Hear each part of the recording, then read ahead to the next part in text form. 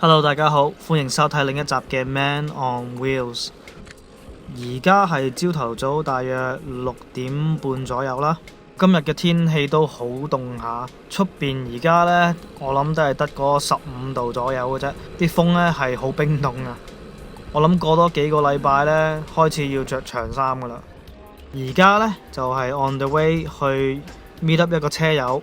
OK， 咁講下呢一位朋友啦。咁其實咧，佢就對呢一個營養方面係好有研究嘅。我之前都同佢傾過呢一個 topic 嘅。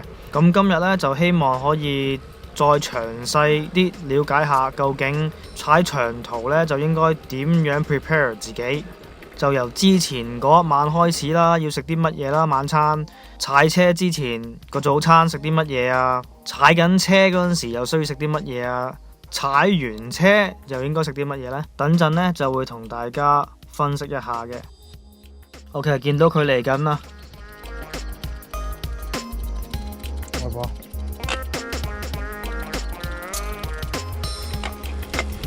Morning, Tim. Top of the morning to you. How you doing? Good. A little chilly out. 咁呢次對話呢都幾長下嘅，維持咗差唔多1個鐘頭。我會咧盡量咁樣將最重點用最短嘅時間同大家分享。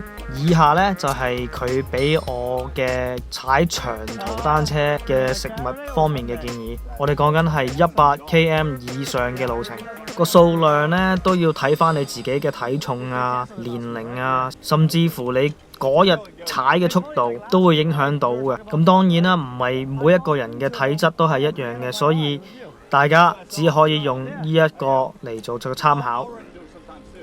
OK， 首先呢，踩長途之前嗰晚呢，就應該食多啲有碳水化合物嘅嘢。個建議唔係叫你食多過平時好多嘅份量，而係食一餐比較多碳水化合物嘅食物，例如意大利粉啊、黃飯啊、蔬菜啊、果仁啊，同埋呢個全穀類嘅食物。你可以選擇食比平時食多少少，但係唔好太過分咯。另一方面就係補充你嘅水分啊。咁想知道自己夠唔夠水分呢，就好容易嘅啫。睇下你自己啲尿呢係咪透明嘅、清唔清嘅，咁就知道你夠唔夠水噶啦。OK， 我哋第二朝起身踩單車前嘅早餐呢，就可以食一個正常嘅早餐。個巧妙呢，就係食啲較為會燃燒得慢嘅碳水化合物，例如麥皮啊、香蕉啊、全穀類麵包啊，或者粟米片啊之類。就最好喺開始踩單車之前1個鐘頭食嘅，就俾啲時間佢消化。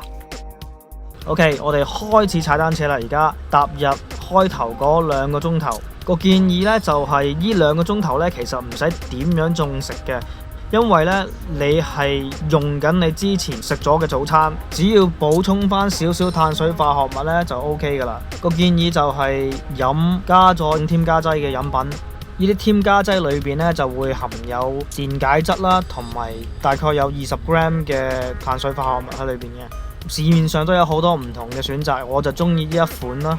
我本人覺得佢冇咁甜，同埋自己個胃容易啲接受得到咯。有啲人呢就會選擇飲本身已經 premix 溝咗嘅 sport drink， 例如Gatorade 啊、Powerade 之類。但係呢，我就覺得佢哋較為甜，同埋飲完之後個肚會有少少唔舒服。有啲人呢就會選擇用咖啡因嚟提神嘅。走長途嚟講呢，佢俾我嘅建議就係唔好咁早吸收咖啡因，因為呢，佢會令好利尿嘅，令到你成日想去廁所嘅。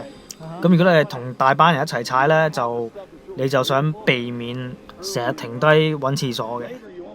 OK， 過咗開頭嗰2個鐘頭之後呢，就應該跟住以下嘅餐單。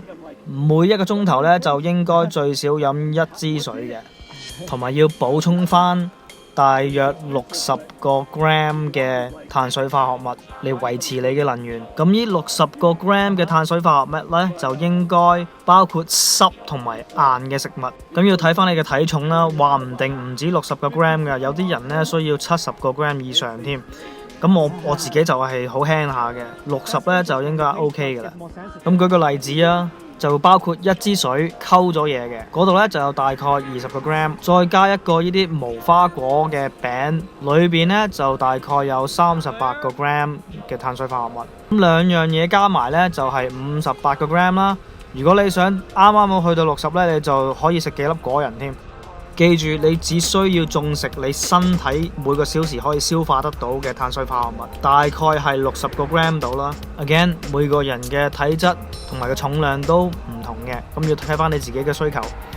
另外一樣嘢要注重呢，就係你要帶好多唔同嘅食物喺身咯。就算你好中意食嗰一樣嘢，唯一一樣嘢，當你踩一個5-6個鐘頭嘅長程，你諗下你要不停咁食同一樣嘢5-6次，你分分鐘會對於嗰一樣食物產生反感咯。同埋真係有好多選擇啊，又有 gel 啊，又有呢啲一粒粒嘅 chews 啊、餅乾、香蕉啊，甚至乎自己屋企整啲嘢帶去食都得。仲有一樣嘢要留意呢，就係你個味覺呢會越嚟越敏感啊！你想將啲較為甜啊、重口味嘅食物喺開頭嗰段時間食，而留翻清淡少少嘅食物喺最尾先食。OK， 踩完長途嗰刻呢，你係極之攰，好肚餓，好想乜都執落個口度。個建議就係食啲容易吸收嘅嘢，例如朱古力奶。點解？因為朱古力奶含有豐富嘅蛋白質、碳水化合物、電解質同埋水分，全部都係你身體需要補充嘅營養。飲完之後唞一唞，你嘅身體會正常翻好多嘅。之後嗰餐呢，你可以食翻你正常食開嘅嘢咯，唔使話特登食一餐好勁嘅。有啲人呢，就係成日都去踩單車嘅，但係都會依然會增磅嘅，就因為佢哋唔注意佢哋之後食啲乜嘢咯，就亂咁食嘢，變咗食多過佢身體需要嘅份量咯。